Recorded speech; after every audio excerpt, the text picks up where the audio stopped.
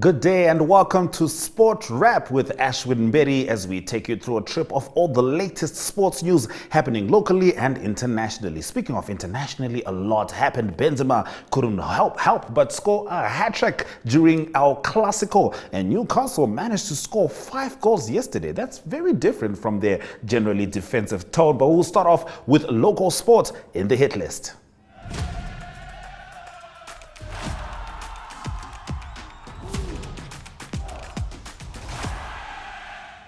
The FIFA Football for Schools program in Namibia has embarked on a journey to ensure every child's personal development is catered for. Now, the FIFA Football for Schools F4S program was officially launched in Namibia yesterday in partnership with the Namibia Football Association, the Education and Sports Ministries, the Namibia School Sports Union. Now, the Director for Programs and Quality Assurance in the Education Ministry, Aisha Wentworth, said the F4S program complements efforts to give all learners a chance to participate in sports and use it as a vehicle to teach life skills and strengthen their capacity to function in society. F4S facilitates the learning process of life skills through football, intending to promote social change through an application of 80 hours of coaching sessions for teachers and coaches aimed at children aged 4 to 14. It aims to contribute to the education, development, and empowerment of boys and girls across the globe. The Richelieu Eagles' dream of qualifying for Harare has been crushed. The last 2 playoff games for the World Cup qualifying tournament in Zimbabwe were completed yesterday in Windhoek between Canada and Papua New Guinea, as well as Jersey and the United Arab Emirates.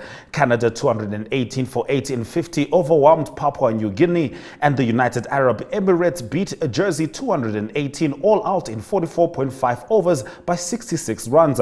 Although Namibia would have finished ahead of the Emirates with 8 points and a better net run rate, the scales tipped in the UAE's favor because they defeated the Eagles in Windhoek just a few days ago. Papua New Guinea has lost its ODI status and will be replaced by Jersey. The USA and the Emirates will join Sri Lanka, champions in 1996, and the West Indies, 2-time world champions Scotland, Oman, Nepal, the Netherlands, Zimbabwe, and possibly Ireland in Harare from 18 June to 9 July. They will compete in 34 ODIs for 2 available places at the 2023 World Cup in India. This year's edition of the Nedbank Cross Country Olympic Namibia National Championships takes place over the Easter weekend in Swakopmund. The 2-day national mountain bike race event will see cyclists compete in different race categories, which include under 14-18 boys and girls, short course men and women, open under 12 Sprog boys, under 14 sub-junior girls, under 10 Nipro boys and girls, under 12 Sprog girls, under 16 youth boys and girls, under 14 sub-junior boys, sub-vet men and women, veteran men and women, master and grandmaster men and women, elite men and women, under 23 men and women, and junior men and women. Namibian cyclists taking part in the elite under 23 and junior races will be battling it out for Union Cyclist International points, which are internationally recognized points system for boosting each cyclist's world ranking that determines placement in international events like the Olympics. In this race, only Namibians can compete for UCI points. Stay with us as we head over to Zoom In, chatting to Namibia's athletics princesses.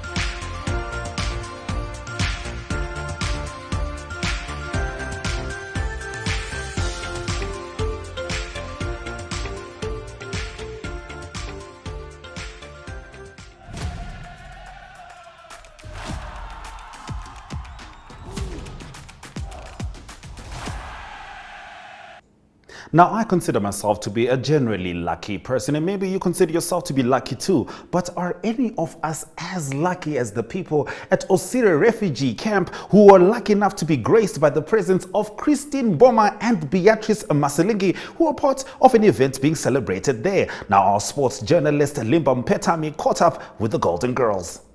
All right, so we're joined by Trackster Beatrice Maselingi. When did you arrive in the country? Well, I arrived here yesterday evening. Okay. Yeah, so you're at Osire today. Of course, you went celebrating Sports Development Day. Yes. You came to spend some time with the kids. How has the day been for you so far?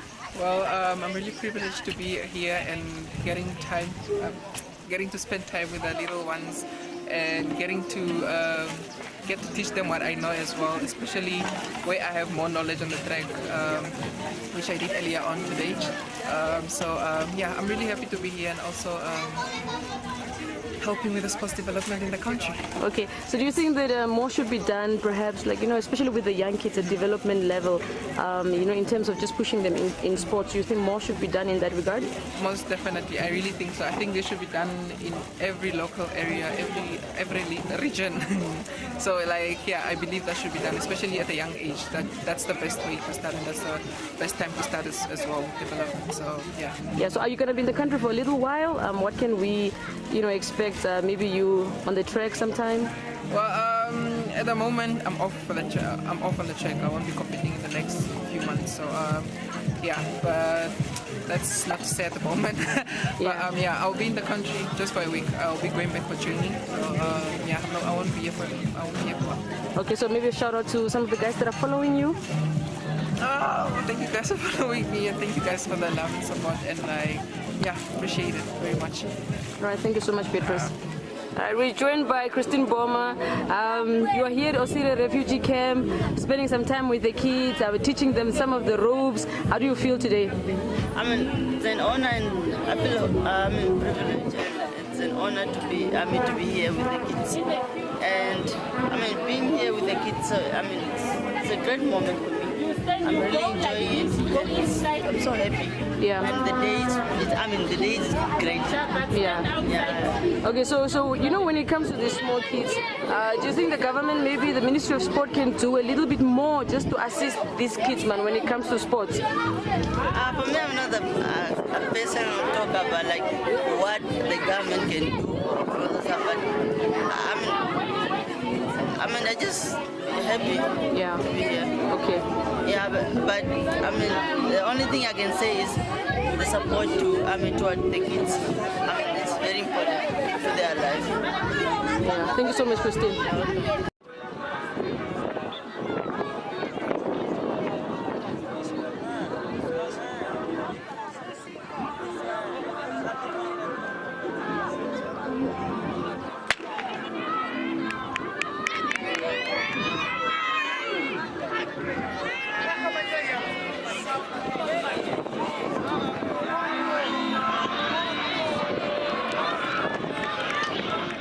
Well, it looks like they inspired a whole new bunch of Christines and Beatrices.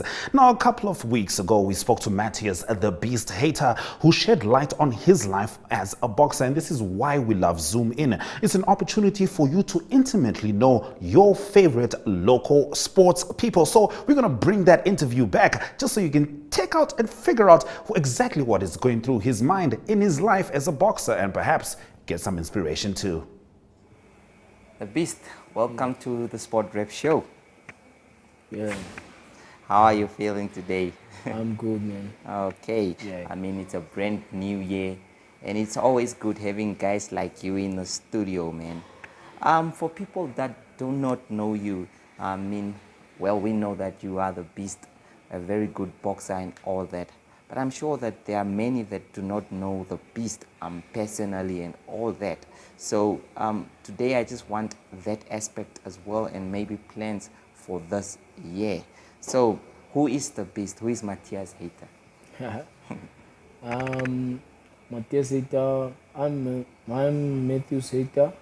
I was born in Walvis Bay, raised in Walvis Bay, I schooled in Walvis Bay. I started boxing in Walvis Bay. So I started boxing at the age of 11, and I started amateur there, and I came to complete my professional level here in Windhoek at the Nesta Shanshan Boxing Fitness and Academy. Okay, growing up, were there any boxers you were looking up to as a young aspirant? Who was that? I was actually looking up to Harry Simon, Mayweather, Floyd Mayweather Jr., and Mike Tyson. One of the big hard-hitting guys of that generation, though. So you are from Walfish Bay originally. Yeah. You grew up there. Do you have any roots up north? Yeah. I have roots up in north. Like my grandmother, my grandfathers are from the north. From which area? From Wangwena region or Chicago. Okay. Yeah. So you train with the MTC Boxing Sunshine Academy, one of the top promoting stables in this country. Yes. How do you find it? Is it fun? Is it great? Is it a great opportunity that you would have wished for? Yeah, it is a great opportunity because we are working with Shanshan. It's the best promotion in let me say in Africa, and if you look at the MTC Shanshan Academy, it probably produced maybe about four world champions, like the Hitman, Amuda, Julius, our first world champion of Namibia, Harry Simon also. Was also produced from about Shanshan. Yes. And sparring partners, how do you find them within the stable? With who do you spar with the most? I spar the most time with Energy. Philip Tumbwa. I spar with Philip Shanika. I spar with Sam Matthews. And I spar with Martin Mukungu. Whenever I'm fighting a southpaw, he's my top sparring partner. So yes.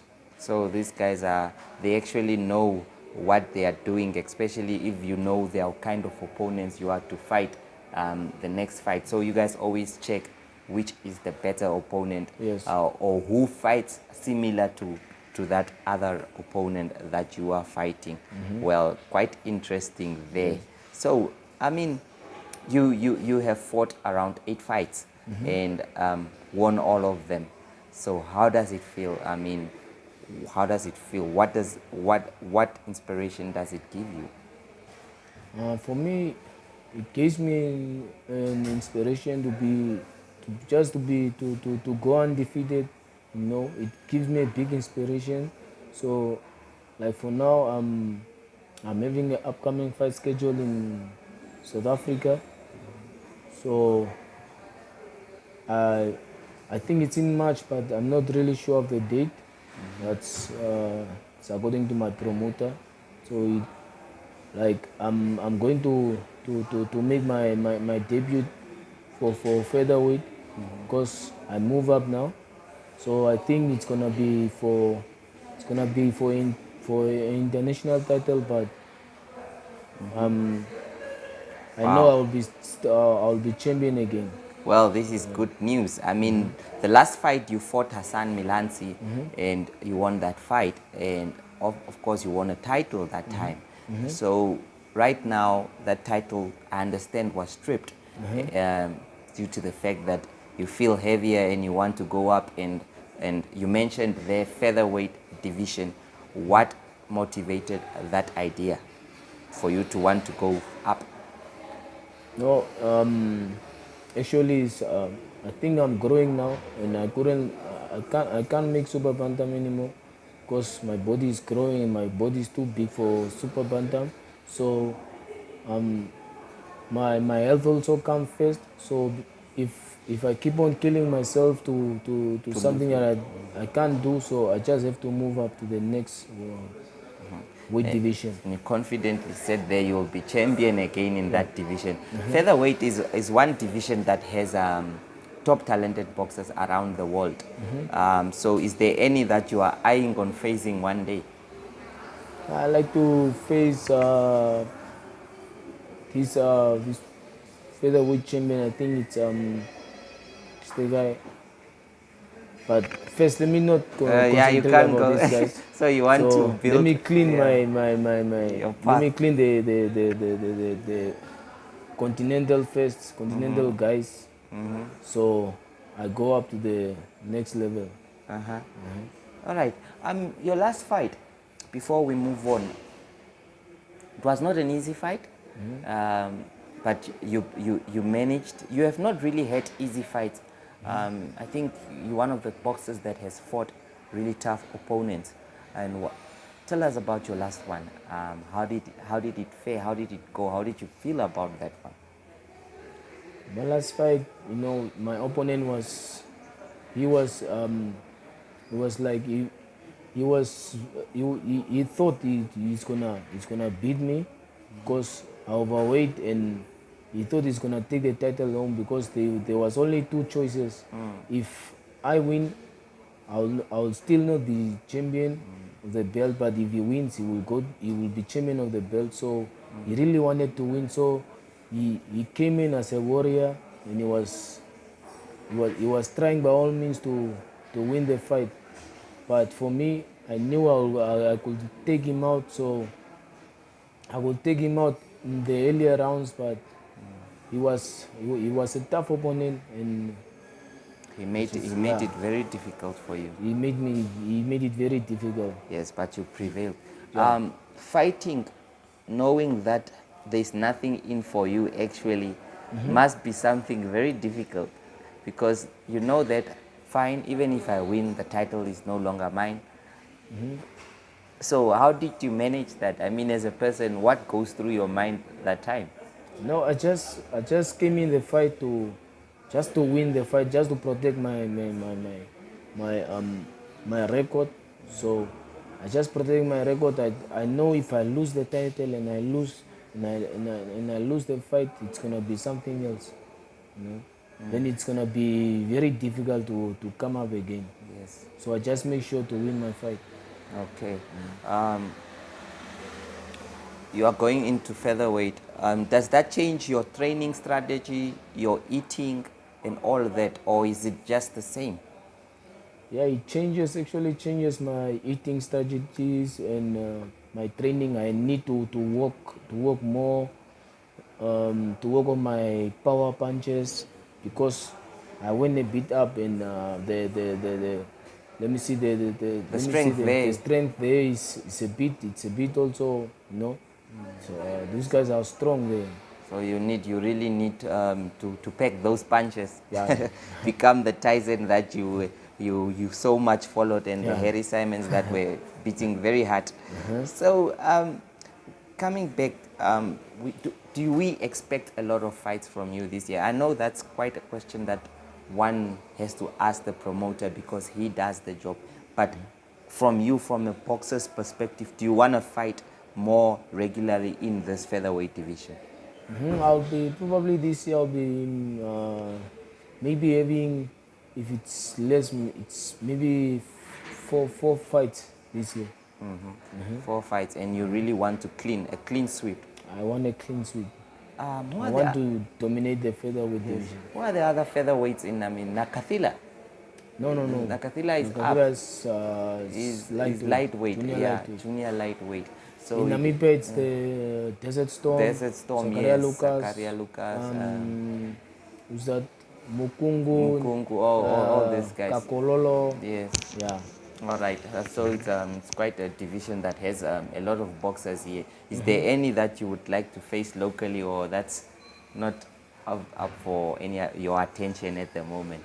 No, like I see now, if I step in the featherweight division, my ranking speaks to itself, and the way I'm ranked, I'm better than these guys. So I need better opportunities. You need opportunities that can raise your level and attention to the world. So because I will gain nothing fighting these guys from Namibia. No, I understand. Well, that's it from Zoom In, which of course was mostly focused on local sports people. Next up is Ari Hochard, who's going to bring us the international sports. However, from me, Ashwin Mberi, have a happy Easter.